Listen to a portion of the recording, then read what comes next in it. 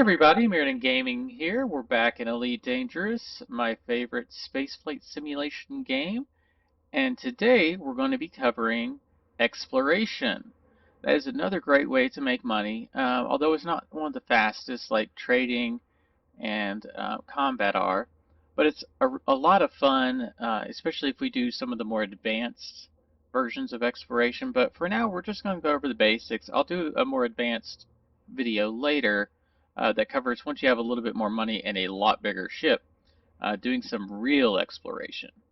But for now, let's go ahead and take a look at the loadout. So I have to remember how to get out of the screen. Let's see, it's this button, right? Yep, there we go.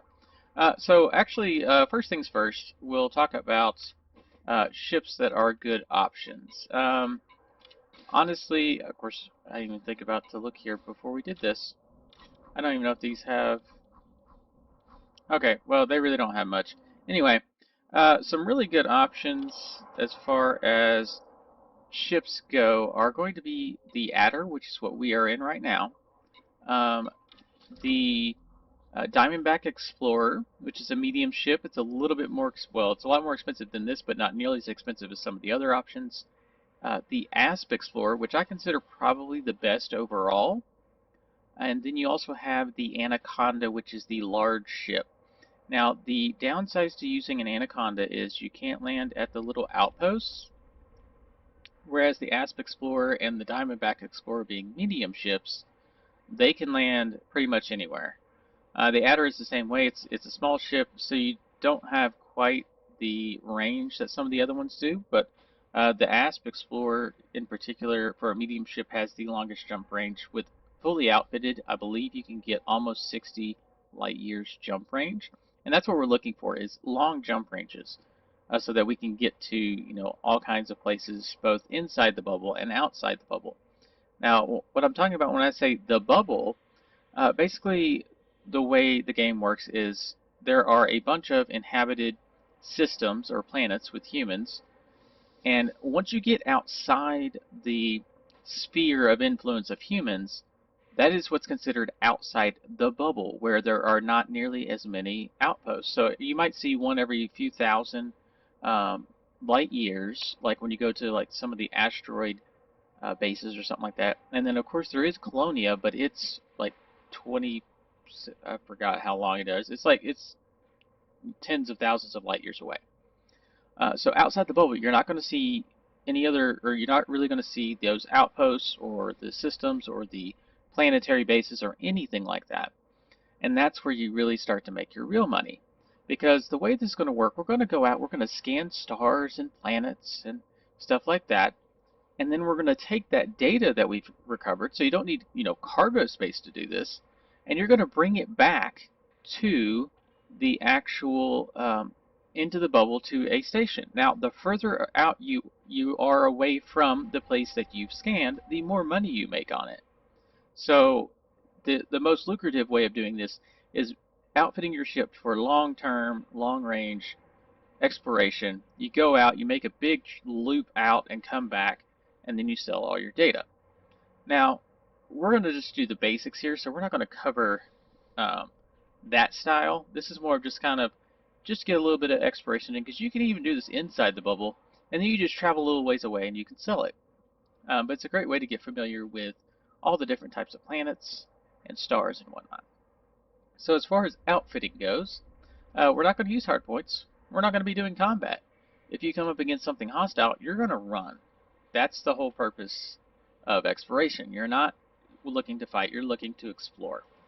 Utility mounts, you could put in a few things with the Adder, with our power limitations and our jump range limitations. Since we don't have that, we can't really have that much weight on us to be able to still jump a decent range.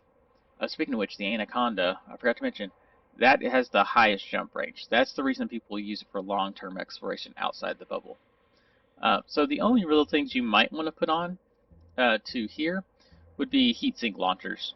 I'm not going to put them on this time just because I really don't need them. But this gets you, if you get into trouble, you get too close to the sun or something like that, or one of the stars, that will cool you down and allow you to get out before you take too much damage. So that's pretty much the only thing you might put into an utility mount. I really don't need one on the adder right now. Now, core internals. This is very similar to trading. You want to try to have as light a ship as possible with the biggest frame shift drive you can get. So basically the way this works, of course, you want the lightweight alloy bulkheads, which is as light as you can get before you start engineering, which we'll cover in a later video.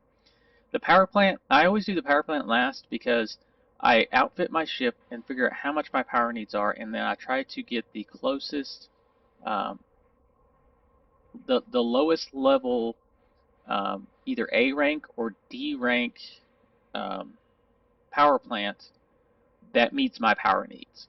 So with this one, I tried to go down to a 2D, but that put me over my max power, so I ended up having to step up to a 2A.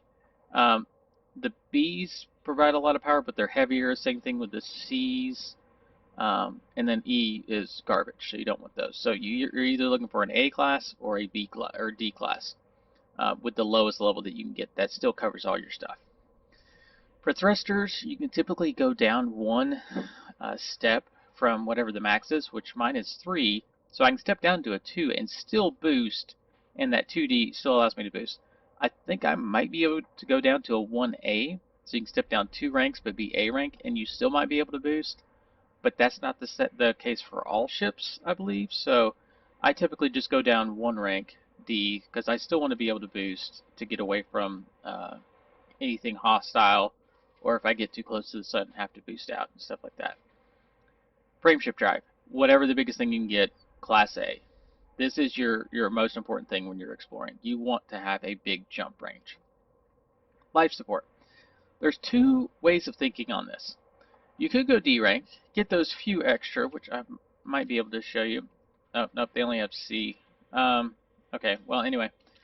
You could go D rank and give you those few little extra, you know, tenths of a jump range distance. Although on the larger ships, it'll probably be actual light years jump range. But the problem is, if you're exploring outside the bubble, your life support determines if your hull or your canopy gets cracked, how long do you have to make it back? So, like, if we go and look at the Class C, look, you only have 10 minutes. Class A gives me 25. So if you step down to a D class, I believe that would be 7 minutes. And then the E is like 5 minutes. So when you're out really far, you want to have enough time to be able to get back to a station and repair your canopy. It really depends on how confident you are that that's not going to happen, but better safe than sorry from my perspective, so I go with an A rank. Next we have our power distributor. Pretty much you can go, I believe I could go down to a 1A, but the time at the other station when I was outfitting, they didn't have a 1A. Oh, actually, no, that does take us down in jump range. And I don't think the one... Oh, sorry. This is what gives us the ability to boost or not. So the 1D, I don't think I would still be able to boost with a 1D. You have to do some playing around. I'll try to see if I can find the exact what the ratio is. I think I could step down to a 1D actually. Why don't we give it a try?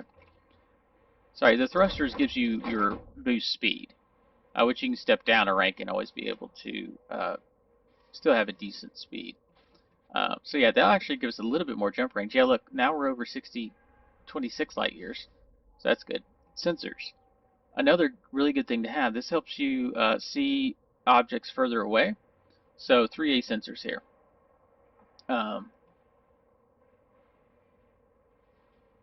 Although I'm thinking, I think this is just for when you're outside the... Yeah, we don't need that. Yep. Sorry, I've been doing a lot of mining, and you actually need the other ones for mining. So, yeah. So we could do 3D sensors. That gives us even more range. Now we're up to 27.81. Isn't that great?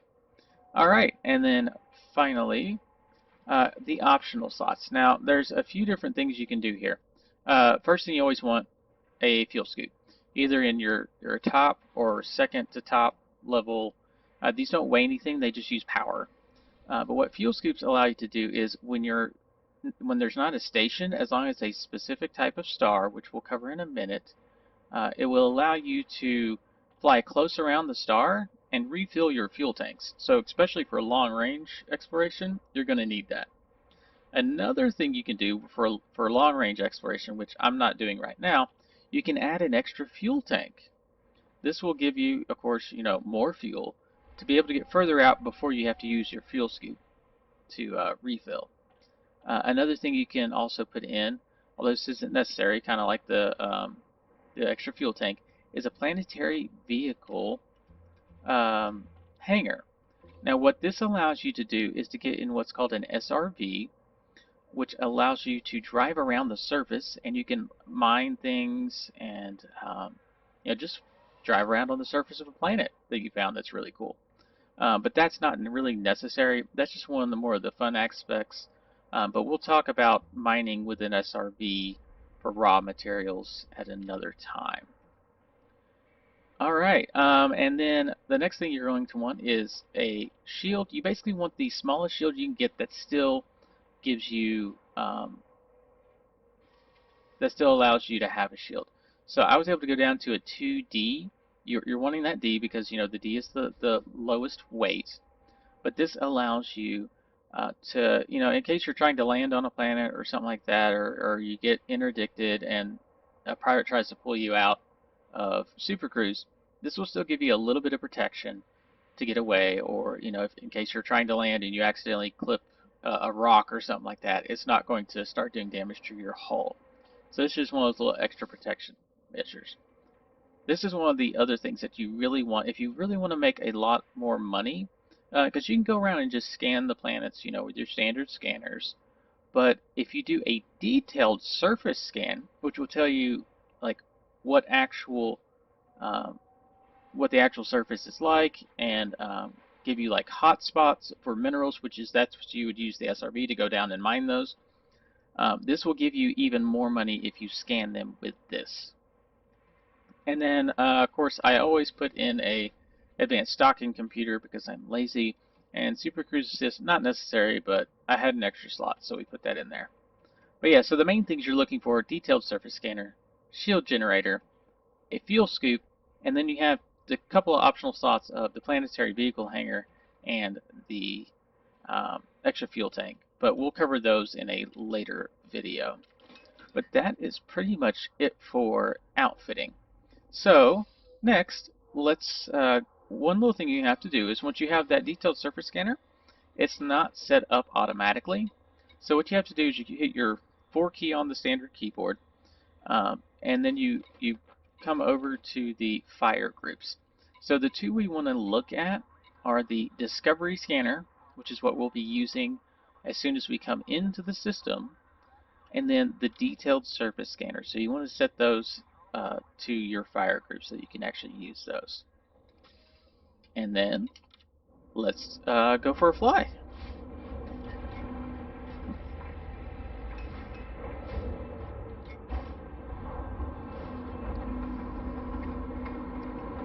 So once we get out here, we'll go ahead and select a planet or a system. We'll try to select one that doesn't really have that much. Or actually, you know what? It really doesn't matter. We can just jump straight to a planet. See, I don't really have that much information on this one because I have not been here before. Although or maybe I have. There's a system map. Okay, well there's literally one thing. Okay, so yeah, that one's not going to be a good one. I need something that has at least one planet to show you how to do that. Well, we'll try this one. I can't tell because I have not been there yet as to what is available. So yeah, so let's go ahead and once we get out of mass lock, and see where it's telling me that I have insufficient boost capacity. That's because of the size of our power distributor. That's where if you stepped up, even though it would weigh more, you would have more efficient use of engine boost.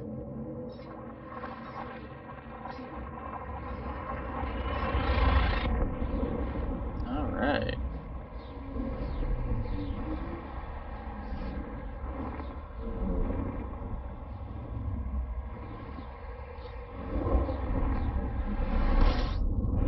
Alright, so first things first, we throttle down. And we're going to use our, which this thing, it automatically scans or tries to scan the system. What we can do is we use our detailed surface scanner, or not detailed surface scanner, our, my brain just forgot, discovery scanner, that's it. So we're going to use our discovery scanner, and this will tell us if there's any planets or anything like that inside the system. It says one body, so that means there's only the sun. So if we came over here to our one, the unidentified signal sources, those are like little places you can drop out at, and there'll be ships or scrap or stuff like that. So yeah, this is not a good place to be. So much for that one. Let's find another system. Okay, so we'll try this one. Since it says it's in a boom, that makes me think there's at least a station there.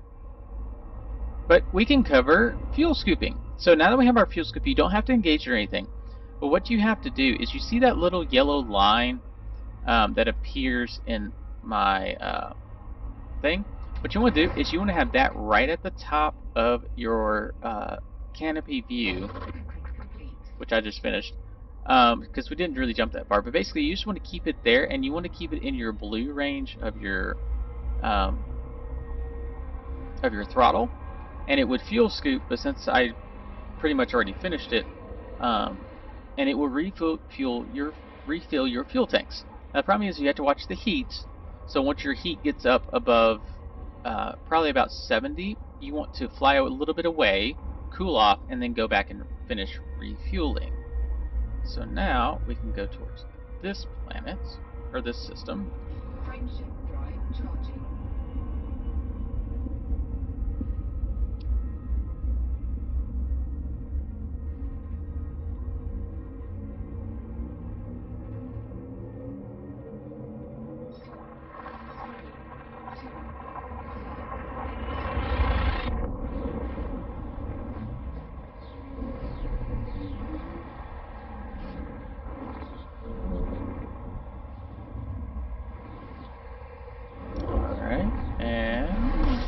Alright, so we're in the system, we throttle down, we use our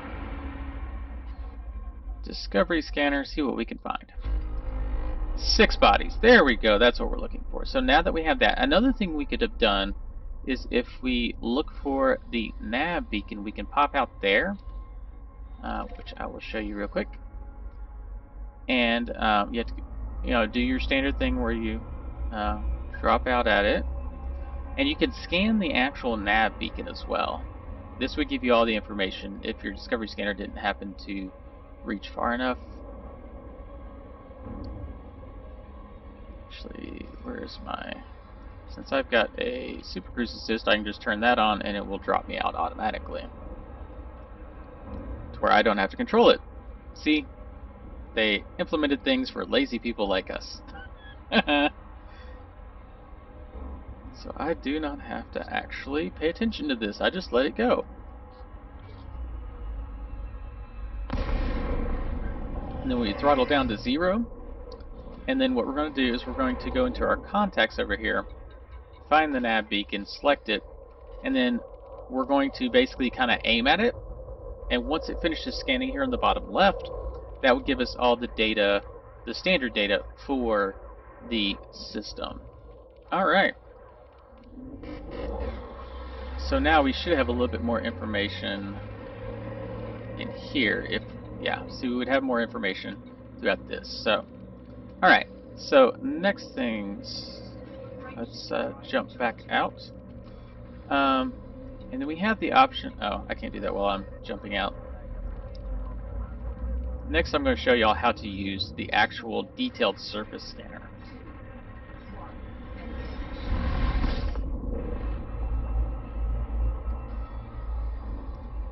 Alright, let's see. Yeah, see, we have a lot more information that we don't necessarily need. These are those things that you can drop out at, and like a distress call, you can help rescue someone. Emissions data, like threat level 0, it means that there's not going to be any combat. Weapon fire, threat level 4, that means there's going to be combat there, so we're going to ignore those.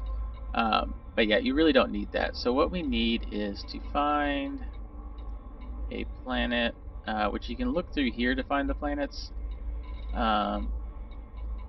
Is there not an actual planet? Okay, well, let's look at the system map real quick. Yeah, there's planets. Except none of those are landable planets. But what you would want to do is, to get more information, would be to go around and scan each of these individually. Except it didn't select it the way I wanted to. Okay, let me try this again. Got that. Select that.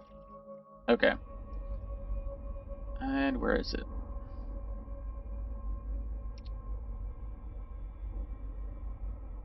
Oh, which is on the other side. Okay, well that's annoying. So yeah, this isn't going to be a great spot. Let me find a place where there's actually a landable planet so we can scan it. But yeah, so basically you just go around and actually we might be able to use this. Hold on, let's try it. Instead of I'm going too fast. It's acting like I can do this. I don't think I can. Yeah, it doesn't look like that's going to work. Okay, so give me a few minutes to find a actual landable planet for us to scan. Alright, well we are back in the system that we started in, where we were landed at originally, because there's a planet here that is landable that we can scan. But basically, whenever you went over to the navigation, there'd be some that would say like unidentified object or unidentified body or so. I can't remember the exact term, but those are typically really far out. You actually have to go out to them to scan. But this one, since this is inside the bubble, most of the stuff has been discovered, so it's visible. But basically what we're going to do is we're going to get close enough, which is, it's really close to the actual planet. It's not inside the orbital range, but we do have to be... Oh, I'm coming in way too fast. In fact, I'm going to overshoot it. Yep. That's the problem with having... some ships can overshoot stuff. Once you get going too fast, they don't slow down fast enough. It's based on your... I can't remember if that's your thrusters or your frame shift drive. I think it's your thrusters. So I overshot that. Let me come back into it real quick. See if that even happens to the best of us.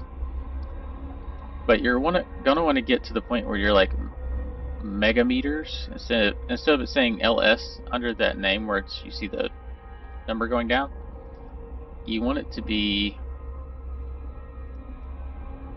MM, which is megameters. Okay, see now it's saying that I'm too fast. All right. So now I'm close enough. This is probably a good range. I could get a little bit closer, but this will work. Okay, so I'm going to slow down. And now we're going to use our surface scanner. Now what it's going to do is it's going to bring up this little, of course I'm on the dark side of this one. It brings up this little interface. So what you have is your percentage down the bottom left. What you're trying to do is get it up to like 90 to or even 100%. That will give you the most information for the planet. Now on the right, it tells me how many probes I have, because it's got those 3 where I can send them out 3 at the same time, which you technically have infinite probes. And then the efficiency target. I think you get more money if you do it more efficiently. This is a newer system than from when I originally played, so I'm still kind of playing around with it. Before you were able to just go scan it like we kind of did the nav beacon from Super Cruise. So what we do is we're going to send out a probe. And if you notice, I've got this little middle circle. And we're going to wait for that to hit. That is my point of aim. So what we're going to have to try to do is we're going to try to fully get it, because you see how that circle kind of grew around it? Now I have to try to fill in the entire thing. If I do my middle mouse click, I can see the back side of the planet, which I have not scanned at all. So inside my little crosshairs, you've got this little white line. That is the threshold of when it will shoot to the back side of the planet. So now we have to try to send one around the back side and fill up the other side of this planet.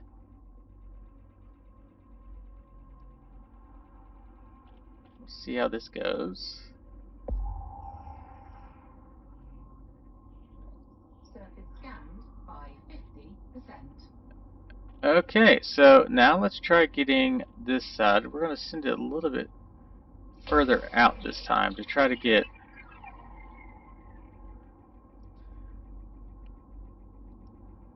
But this is basically, it's just a little side game, kind of trying to get to fill in as much as possible, as quickly as possible. Oh, 88. Okay, let's see where else we got. Okay, let's see if we can get there. That should be enough to get us to the 90% that we're looking for. I think 90 is the threshold of where it will just scan the rest of the planet for you. That's going to be 4 probes instead of the target of 6. 100%. There we go. Complete. Perfect. And that's what you're trying to do. And this will give me more data. Now, I have to manage to get out of here. So if I look at this planet now, there might even be... no, maybe not. Okay, so this one does not have hotspots. There'll be stuff that... It will tell me where other little things on the planet are. Like, I doubt this was probably here, but there's like points of interest it will show on the planet. And then if you have what's called geological hotspots, that's where you land to gather raw materials. But I'll cover that in another video. Let us get to a... I'm trying to find... and okay, this one's not that far. I'll show you how to turn in the data. Which basically you have to be more than 20,000 light years away from the place you've scanned to turn in data. But if you went 100, 200, 300 light years, you get even more money for that data. So you really want to go far out and come back to an original spot. But the one thing, you know where we did that detailed, whatever you call that, the discovery scanner. You want to do that in every system, regardless of if you've been there or not before, because you can always sell that data no matter where you go. So that's just a little extra way of making money.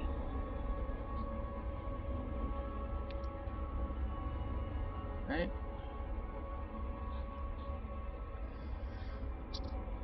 Because the discovery scanner is default on the ship. That's basically part of your sensors. So it's always just a good little thing to do to make a little extra money, especially when you're traveling from one area to the next. Just a quick way to make those few extra credits. And it's free because it's data, so it doesn't take up cargo space or anything like that. So, yep.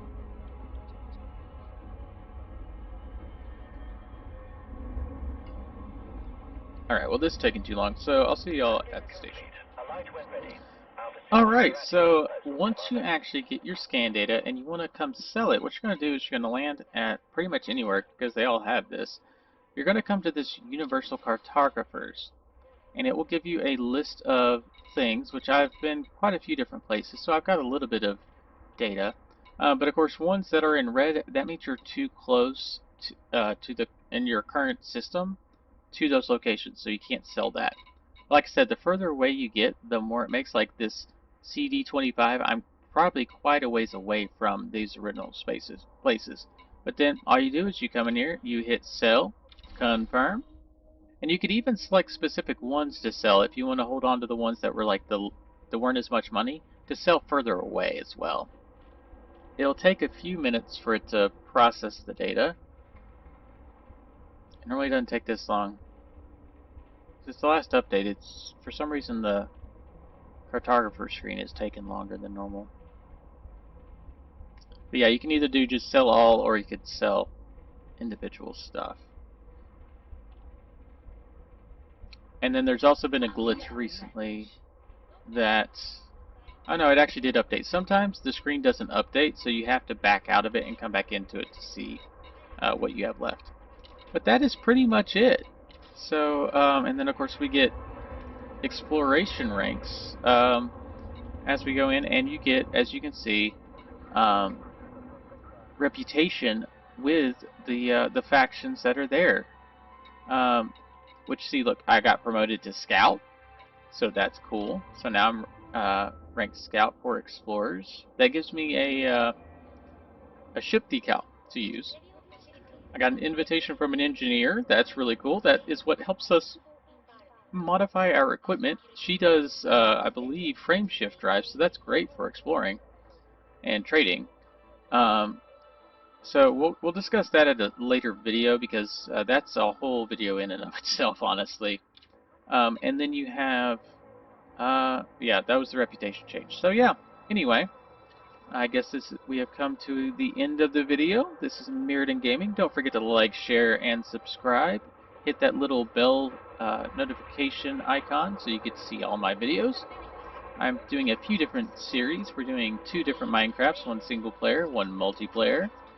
We're doing Borderlands 3 challenges. Right now we're doing the Commons Only challenges, focusing on the bosses, of course, how to take them on. So even if you're looking to like for full-on tweaked out builds, if you watch my videos on the Commons Only, you'll see how the basics of the game, how to take those bosses down, and be able to take them down with a full outfit of actual good gear. Because it means you take them down faster.